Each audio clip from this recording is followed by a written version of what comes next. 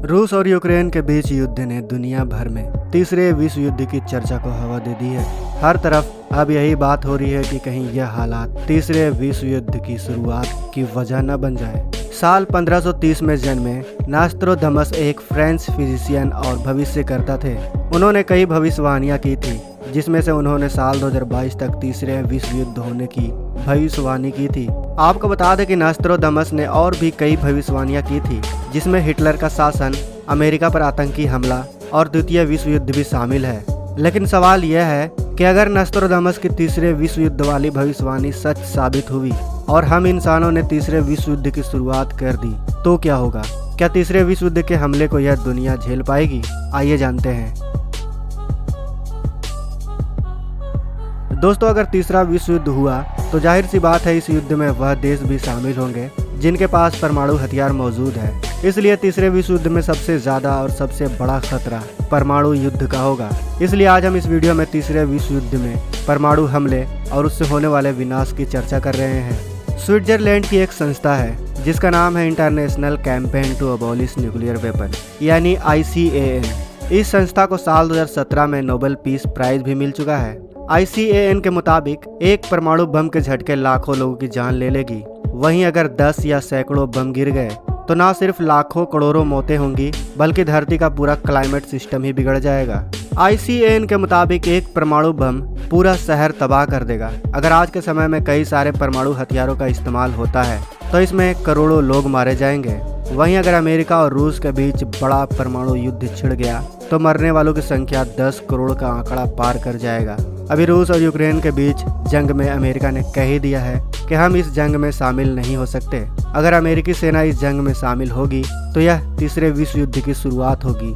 वहीं रूस ने यह साफ कह दिया है कि अगर इस युद्ध में कोई तीसरा देश आता है तो रूस उस पर ऐसा प्रहार करेगा कि इतिहास में पहले कभी नहीं हुआ होगा। विशेषज्ञों की माने तो पुतिन की यह धमकी सीधे परमाणु हमले की धमकी थी।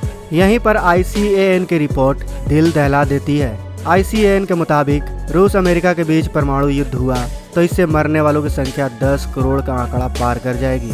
अगर हम बात करें अपने भारत की, जो सबसे घनी आबादी वाले देशों में शुमार है, तो मुंबई, जहां हर 1 किलोमीटर के दायरे में 1 लाख से ज्यादा लोग रहते हैं, अगर वहां हिरोशिमा जैसा परमाणु बम गिर जाता है तो एक हफ्ते में 8.7 लाख यानी 8,70,000 से ज्यादा मौतें हो जाएंगी।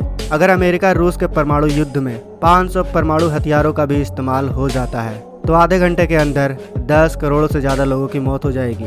आपको बता दें कि रूस के पास अभी 6,652 परमाणु हथियार हैं, जबकि अमेरिका के पास 5,670 परमाणु हथियार मौजूद है।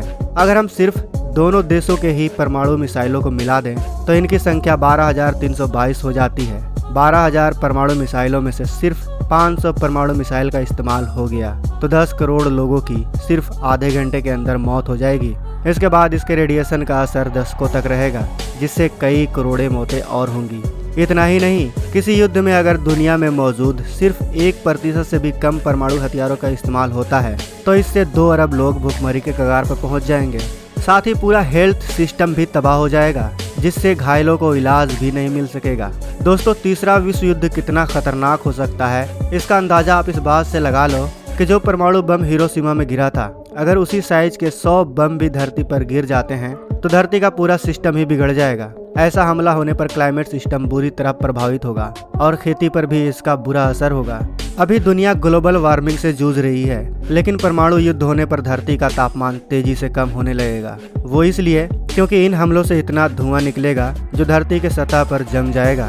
अनुमान है कि ऐसा होने पर कम से कम 10% जगहों पर सूरज की रोशनी नहीं पहुंच पाएगी। वहीं अगर दुनिया भर के सारे परमाणु हथियारों का इस्तेमाल होता है तो इससे 150 मिलियन टन धुआं धरती के स्ट्रेटोस्फेयर में जम जाएगा। स्ट्रेटोस्फेयर धरती की बाहरी सतह को कहते हैं, जो ओजोन लेयर के ऊपर होती है। इतना ही नहीं, दुनिया के ज्यादातर इलाकों में बारिश भी नहीं होगी। ग्लोबल रेनफॉल में 45% की कमी आ जाएगी और इससे धरती की सतह का औसतन तापमान -7 से -8 डिग्री सेल्सियस पहुंच जाएगा। इसकी तुलना करें तो 18,000 साल पहले जब हिमयुग था तब तापमान 5 डिग्री था, यानी दुनिया 18,000 साल पीछे चली जाएगी। तो दोस्तों यह वीडियो देखकर आपको समझ में आ गया होगा कि तीसरा विश्व युद्ध कितना खतरनाक होगा। अगर इंसानियत को बचाना है तो इंसानों को तीसरे विश्व युद्ध से बचना होगा, और अगर हम इंसानों को तीसरे विश्व युद्ध से बचना है तो हमें छोटे छोटे युद्ध से भी बचना होगा, क्योंकि एक छोटी सी चिंगारी ही पूरे जंगल को जलाने की क्षमता रखती है। अगर आप भी किसी देश का किसी देश के साथ युद्ध नहीं चाहते तो वीडियो को लाइक और दोस्तों के साथ शेयर जरूर करें, ताकि युद्ध का परिणाम क्या होगा दूसरे लोग भी जान सकें। और कमेंट बॉक्स में स्टॉप वार जरूर लिखें। मिलते हैं अगले वीडियो में। जय हिंद, जय भारत। दोस्तों अगर आपको ये वीडियो पसंद आए तो वीडियो को लाइक करें, सब्सक्राइब करें और इस घंटे को बजाय ऑल प्रेस करें हमारी वीडियो सबसे पहले देखने के लिए।